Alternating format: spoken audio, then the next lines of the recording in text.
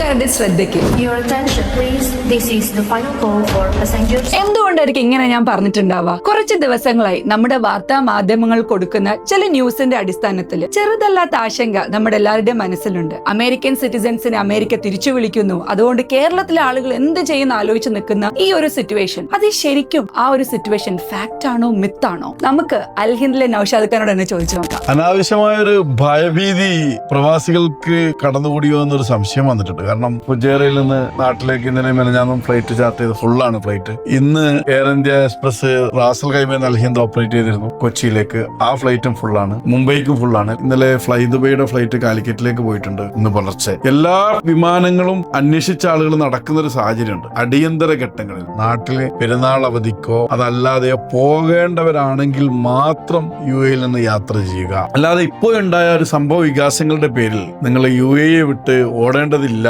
നിങ്ങളും കുടുംബങ്ങളും ഒക്കെ UAE സേഫാണ്. ഈ വരും ദിവസങ്ങളിൽ തന്നെ UAE എല്ലാ എയർപോർട്ടുകളും സാധാരണ രീതിയിലാകും. UAE വ്യോമപാത സജീവമാകുക തന്നെ ചെയ്യും, ഒരു സംശയം വേണ്ട.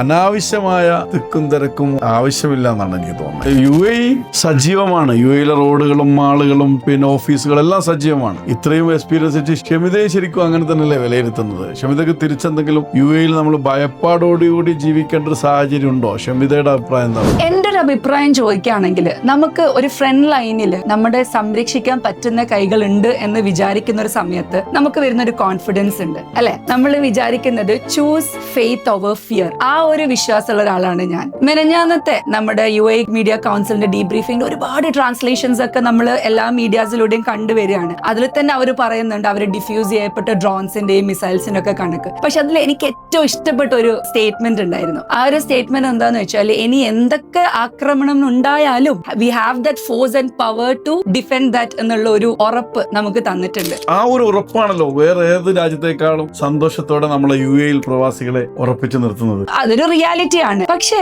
നമ്മുടെ സ്കൂൾസിലൊക്കെ ക്ലാസ്സുകൾ നടക്കുന്നുണ്ട്, ആളുകൾ ഓഫീസിലേക്ക് പോകുന്നുണ്ട്. ഏതെങ്കിലും ഒരു ഓഫീസ് ക്ലോസ് ചെയ്തിട്ടുണ്ടോ? പ്രൈവറ്റ് സെക്ടറിലാവട്ടെ ഗവൺമെന്റ് സെക്ടറിലാവട്ടെ എല്ലാം സജീവല്ലേ? എന്നിട്ടും നമ്മുടെ ഒരു ആങ്സൈറ്റിക്ക് വേണ്ടിയിട്ടാണ് അത് റെഡ്യൂസ് ചെയ്യുന്നത്. ആളുകൾ പല രീതിയിലാണ്.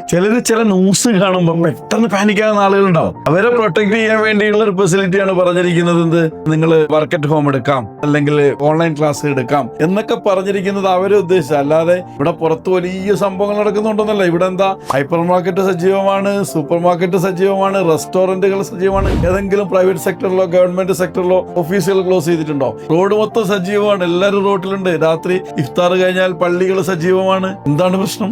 ഹൈപ്പർ മാർക്കറ്റിന്റെ കാര്യം പറഞ്ഞപ്പോഴാണ് ഈ ഒരു ഇടയ്ക്ക് മെനഞ്ഞാന്നോ അല്ലെ അതിന്റെ മുന്നത്തെ ദിവസമാണെന്ന് തോന്നുന്നു, ഗ്രോസറി ബിൽസ് ഒക്കെ കൂടുകയാണ്, സ്റ്റോക്ക് അപ്പ് ചെയ്യൂന്നൊക്കെ പറഞ്ഞിട്ടുള്ള ന്യൂസുകൾ ഞങ്ങൾ കണ്ടിട്ടുണ്ടായിരുന്നു. പക്ഷെ UAE ഗവൺമെന്റ് തന്നെ പറയാണ്, അത് ഏത് ഗ്രോസറി ആണോ നിങ്ങൾക്ക് കൂടുതൽ പ്രൈസിൽ സാധനങ്ങൾ വിൽക്കുന്നത് റിപ്പോർട്ട് ചെയ്യാം. അത്രയും നമ്മുടെ കൂടെയാണ് ഗവൺമെന്റ് ഈ ഒരു സാഹചര്യത്തിൽ നിൽക്കുന്നത്. ഒരുപാട് സിറ്റുവേഷൻസ് നമ്മൾ ഓവർകം ചെയ്ത് വന്നതാണ്. പാൻഡമിക് സിറ്റുവേഷൻസ് ആയിക്കോട്ടെ, അല്ലെ നമ്മൾ കേരളത്തിലെ ആളുകളാണ്, പ്രളയം പോലത്തെ കാര്യങ്ങളൊക്കെ നമ്മൾ ഫേസ് ചെയ്ത് വന്ന ആളുകളാണ്. പക്ഷെ നമ്മൾ നിൽക്കുന്ന ഈ ഒരു രാജ്യത്തിന് ഒരു പ്രത്യേകത ഉണ്ട്. ആ ഒരു പ്രത്യേകത തന്നെയാണ് മറ്റേത് രാജ്യത്തെക്കാളും കൂടുതൽ UAE സമ്പന്നമാക്കുന്നതും പ്രവാസികൾ UAE നെഞ്ചോട് ചേർത്ത് പിടിക്കുന്നതും തിരിച്ച് UAE പ്രവാസികളെ ചേർത്ത് പിടിക്കുന്നതും എല്ലാം ആ ഒരു UAE മാത്രം പ്രത്യേകത തന്നെ. ഒരുപാട് സന്തോഷം, എല്ലാവരും ഇത്ര കോൺഫിഡന്റ് ആയിട്ടാണ് UAE നിൽക്കുന്നത്.